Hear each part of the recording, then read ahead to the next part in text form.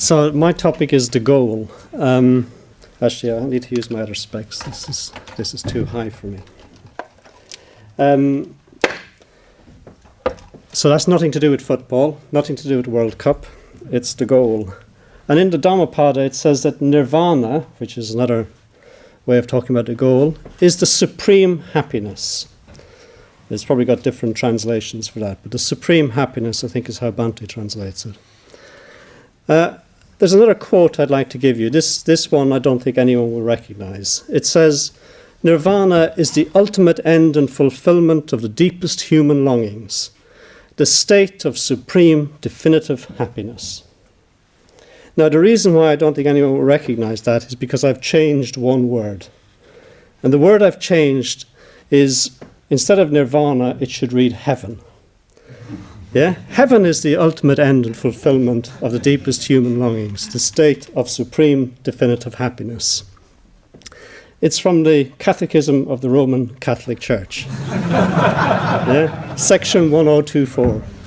So actually, there's not much difference between heaven and nirvana. Yeah? Maybe that just demonstrates how words and descriptions can't fully encapsulate transcendental experience. In other words, we have to be careful with words. In The Shepherd's Search for Mind, Milarepa says, "Without arrival, he reaches the place of Buddha. Without seeing, he visions the dharmakaya." So these quotes from Milarepa are in the mode of paradox. And the paradoxical is only one way to talk about the goal of Buddhism. In the Three Jewels, Bhante tells us there are four ways to speak about the goal of Buddhism. You can speak about it negatively, positively, poetically, or paradoxically, he says. And by negatively, he means speaking about the nirvana as the absence of something. So it's the absence of craving, the absence of ignorance, the absence of suffering, the absence of the poisons, the stopping of the wheel. Or positively, nirvana or enlightenment is the fullness of compassion, the fullness of compassion and wisdom. It's energy, it's peace, it's bliss, it's the supreme happiness. Poetically, nirvana is spoken about as the cool cave, the holy city, or the other shore, or perhaps the pure land. And in terms of paradox, well, we have this quote from Milarepa, "Without arrival, he reaches the place of Buddha. Without seeing, he visions the dharmakaya." There's a whole perfection of wisdom literature, which is basically paradox. I've been thinking that perhaps there are a couple of other ways of talking about the goal of Buddhism. So firstly, we could speak about the goal in terms of how it manifests in people's lives. And this is partly what Dharmapriya has been talking about. In living... By the way, I'm really pleased that Dharmapriya only had one quote that I've got, so I can carry on with my quotes. In Living with Kindness, Bhante says, "A common misapprehension is to think of insight and egolessness in abstract, even metaphysical terms, rather than as comprising concretely lived attitudes and behavior. But realizing the truth of egolessness simply means being truly and deeply unselfish. To contemplate the principle of egolessness as some special principle that is somehow separate from our actual behavior will leave us as far away as ever, or leave it as far away as ever. If we find it difficult to realize the ultimate emptiness of the self, the solution is to be a little less selfish. The understanding comes after the experience, not before." And when we look into the Pali Canon, as Dharmapriya was saying, we see the Buddha telling his first 61 arahants to go now and wander for the welfare and happiness of the many, out of compassion for the world, for the benefit, welfare, and happiness of gods and men. And of course that's what the Buddha did, and that's what those arahants did. And it's what Milarepa did with his songs, and what Bhante has done for 70 years. Again, as Bhante puts it in Living with Kindness, forgetting the self as a reference point, no longer asking what any given situation means for you alone, you can go on indefinitely expanding the breadth and depth of your interest and positivity. This is the essence of the spiritual life, to bring about a state in which the whole movement and tendency of our being is expansive, spiraling creatively outwards and upwards. So that is a sense of what the goal looks like when it manifests in the life of an individual. It looks unselfish, expansive, and alive to the welfare and happiness of the many. It's a matter of concretely lived attitudes and behavior. We could also perhaps talk about the goal in terms of the path. Here's a quote from Gandhi.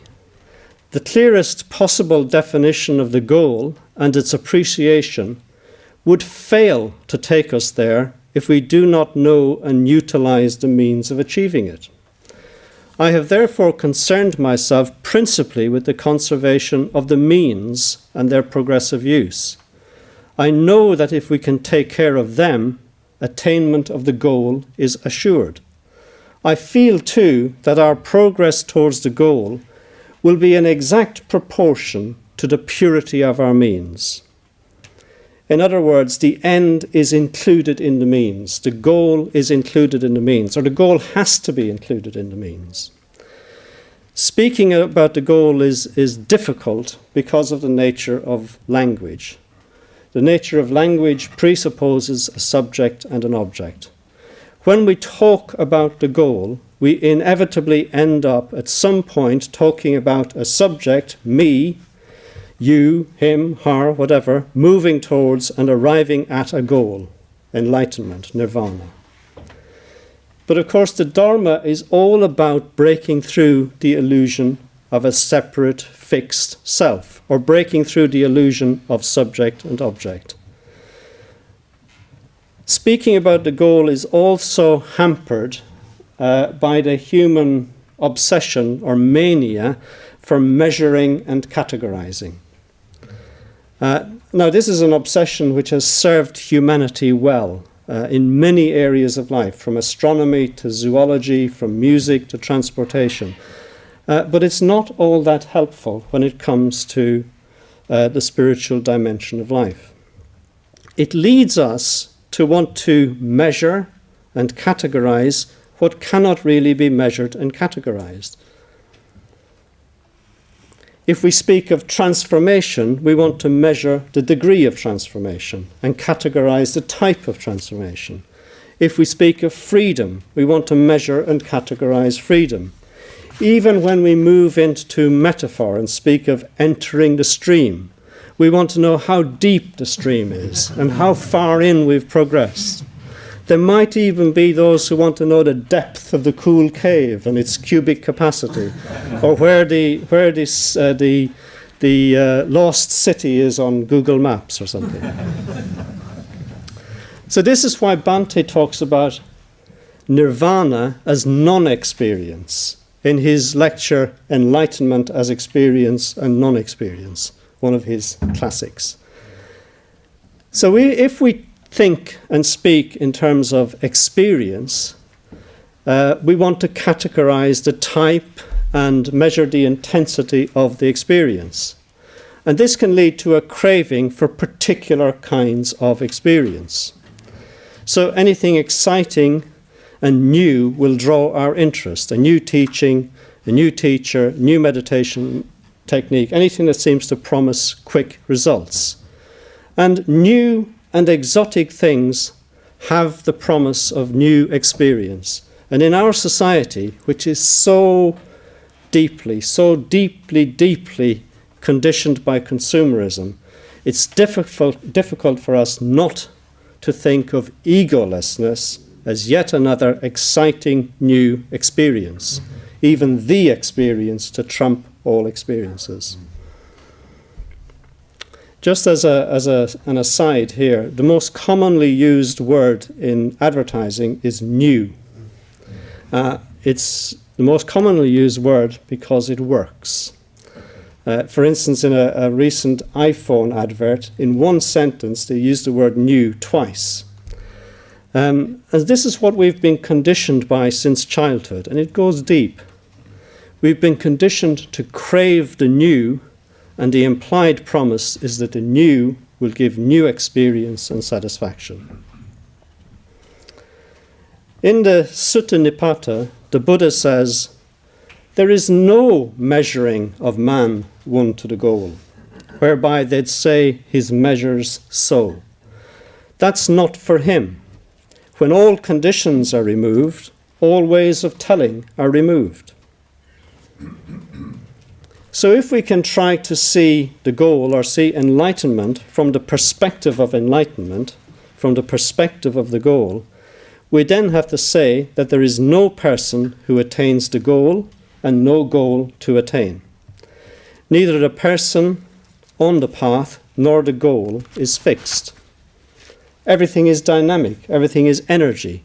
There are no ultimate distinctions to be made between the person treading the path, and no distinction to be made between the path and the goal. The individual is the path, and the path is the goal.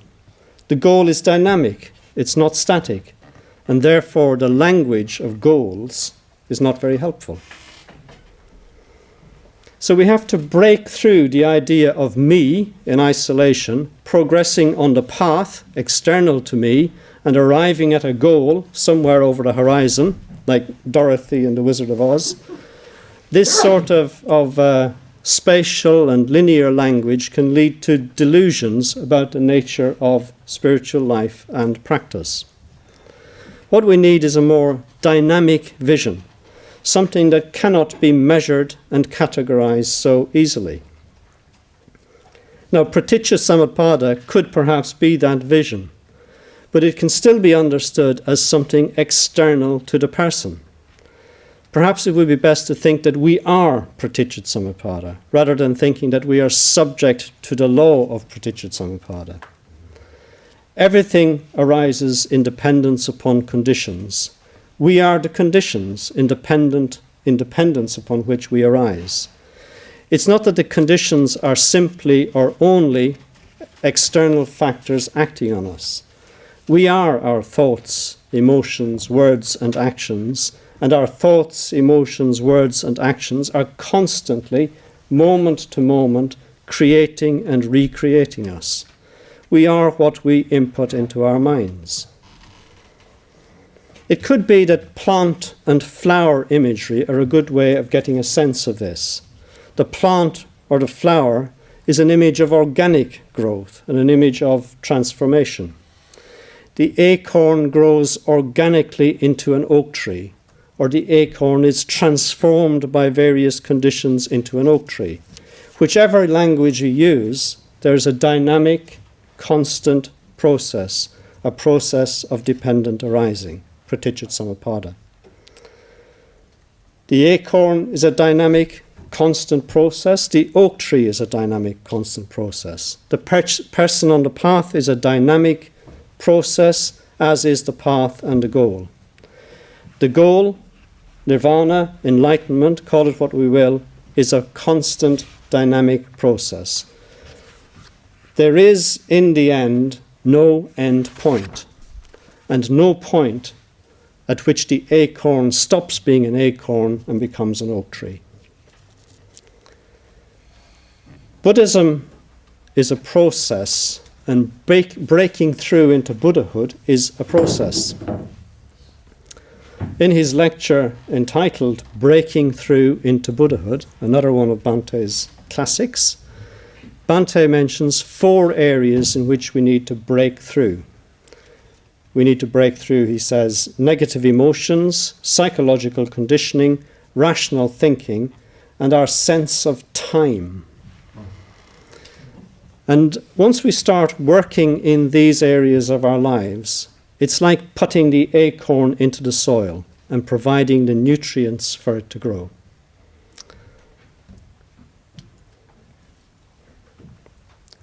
So some of the conditions that help us break through negative emotions, Bhante talks about in terms of simple things like healthy food, exercise, time spent in a natural environment, and engagement with cultural activities. And, of course, focusing on what is positive in our lives, thinking positively. In the order, sometimes, negative emotion seems to take the form of clinging to opinions or points of view. Sometimes clinging to opinions or points of view at the expense of spiritual communion, or even at the expense of simple fellow feeling. That's where the positive quality of confidence dips into being the negative quality of arrogance. So how do we break through that? Well, it's a question that demands self-knowledge and a willingness to own up to our own egotism, or perhaps to use Vajranatha's term, to admit to our own egotism. And that's not an easy task. Owning up to our egotism is not easy, but it is essential.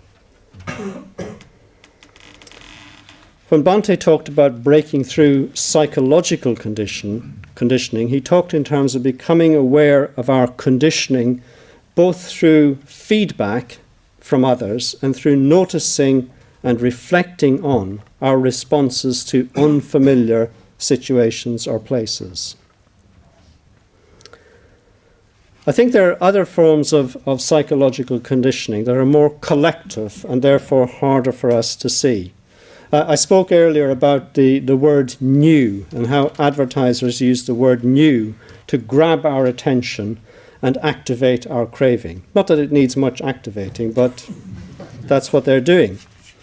And advertisers have been doing this for generations and doing more than this, as it were. Our whole consumer society could be seen as a kind of social engineering experiment, and we're the guinea pigs in that experiment. Quite well-performing guinea pigs, as it happens. And especially since the end of the Second World War, we've been systematically conditioned to want to buy more and more things and continually upgrade our possessions. Our whole economic system depends on this behavior. And it began back in the 1920s. There's a book called America, A Narrative History. In there, the author tells us that when increases in efficiency made lots more goods became available, people had to be persuaded to give up their values of frugality and plain living. That was the values they had, frugality and plain living. And he writes, the public had to be taught the joys of carefree consumerism, and a new industry of mass advertising obliged. By portraying impulse buying as a therapeutic measure to bolster self-esteem, advertisers shrewdly helped undermine notions of frugality. And that happened, by the way, all over again in the 1950s, because with the Depression and World War II, people got back into habits of frugality and plain living. They got back into that as their set of values, and it had to all be, as it were, advertised out of them again. And there have been many improvements in the techniques of advertisers since then. And we're the products of a society whose consciousness has been programmed for generations to buy happiness, freedom, security, love, and everything desirable in the forms of goods and gadgets. This is a deep and powerful psychological conditioning that reaches into every corner of our lives and minds, and we cannot afford to ignore it. So breaking through psychological conditioning is not just about your relationship with your parents or your religious background. it is also very much about our consumerist conditioning and its opposition to the values of simplicity and contentment and awareness. Advertisers, by the way, do not want you to be aware. That's one of the things that advertisers try to move us away from awareness into speed and impulse. Yeah.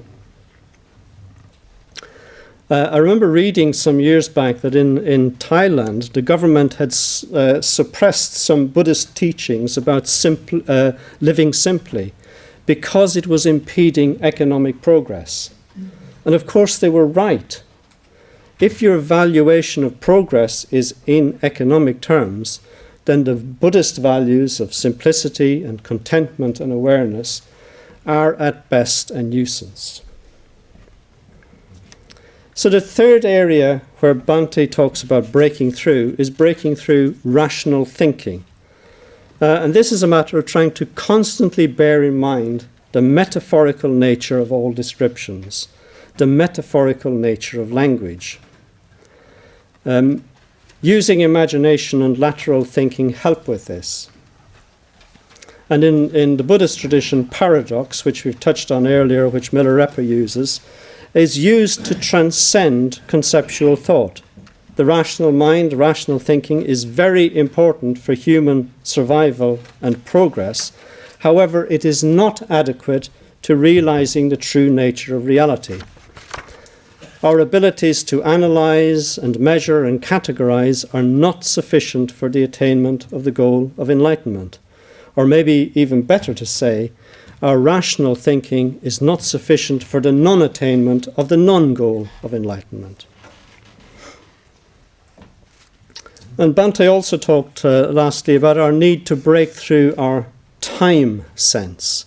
That's our sense of mechanical, linear time in which our life is planned and measured out.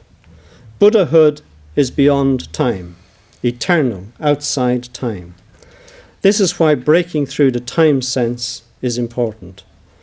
If awakened consciousness is beyond time, then to get a glimpse of that, we have to begin by trying to liberate ourselves from mechanical time, which is a form of measurement. If we are to approach the state that cannot be measured, the state of the trackless one, then we need to go beyond the rational, measuring mind and beyond our time sense.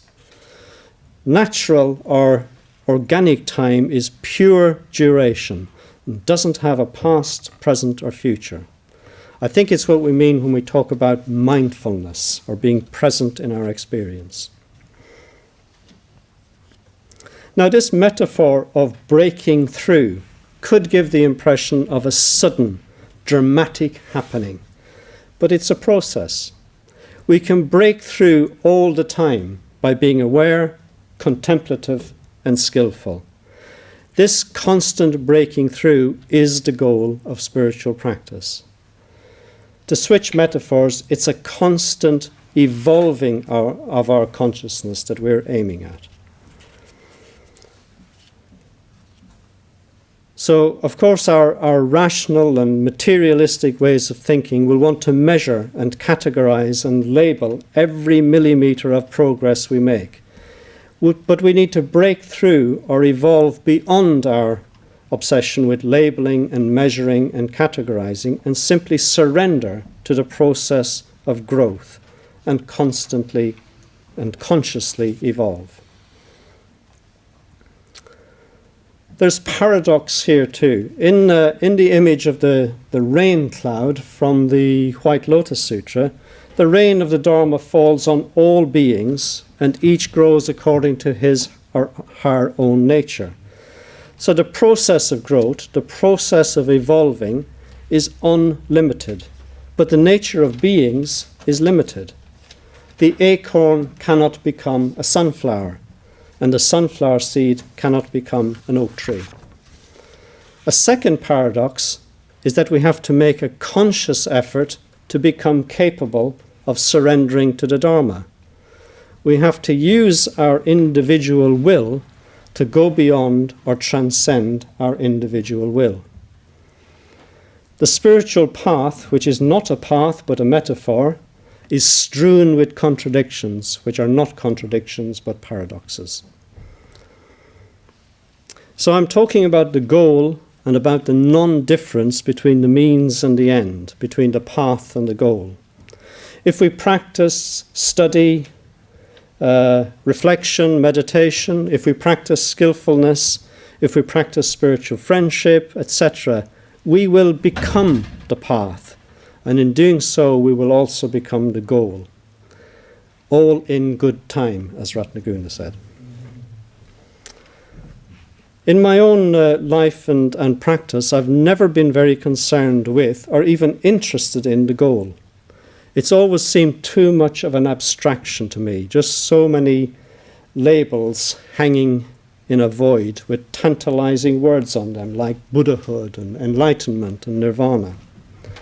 So I've tended to think of the goal in terms of the path and in terms of lived attitudes and behaviors, rather than in terms of some big experience that I want to have, which is just as well because I haven't had any big experience. Yeah. For me, the goal is the path, and the path is the goal. The Buddha is the Dharma, and the Dharma is the Buddha. Because we have separate words for things, it doesn't mean that things are separate. There's a little practice I've been doing for many years, which encapsulates what the whole point of being a Buddhist is for me. And then it's when I bow in front of a shrine, I say to myself, with body, speech and mind, I go for refuge to the Buddha, Dharma and Sangha. May I be a worthy disciple of the Buddha. May I be a worthy disciple of Bhante. May I be purified. May I be mindful.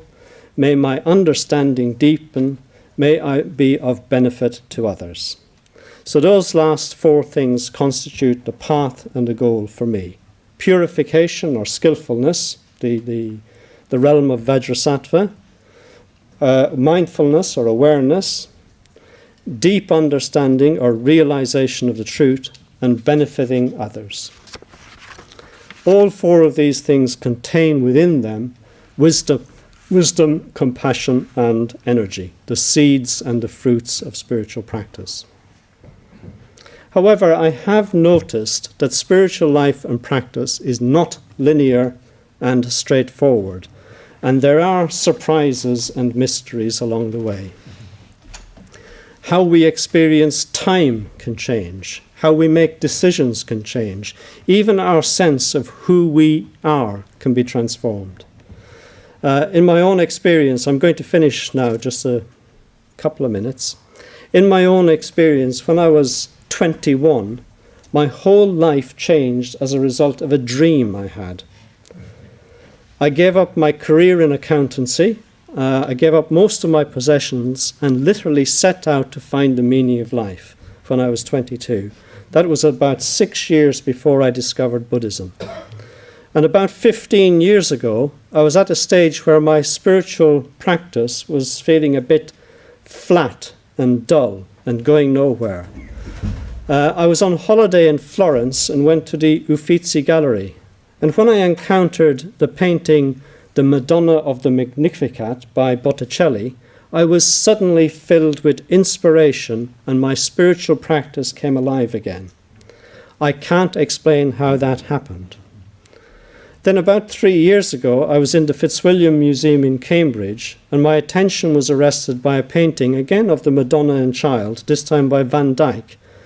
And I was irresistibly drawn to this painting for several months. And then when I went on solitary retreat, again I had a dream that seemed somehow related to the painting. And the result of this dream was that my whole approach to spiritual practice was changed.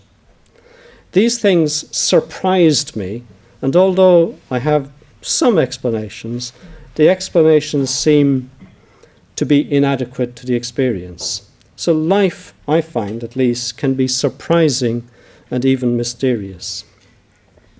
So perhaps another way to think about the goal of the spiritual life is to accept that we just need to stay open to the mysteries of life. Forget our measuring, forget our categories and labels, and just accept that life is bigger than us. accept that what we don't know greatly outweighs what we do know. There are mysteries and surprises in store for us if we simply practice the Dharma as it has come to us from Bhante. And as Bhante puts it in one of his poems, which I'll finish with, above me broods a world of mysteries and magnitudes. I see, I hear more than what strikes the eye or meets the ear. Within me sleep potencies deep, unfathomably deep, which when awake the bonds of life, death, time and space will break. Infinity above me like the blue sky do I see. Below, in me, lies the reflection of infinity.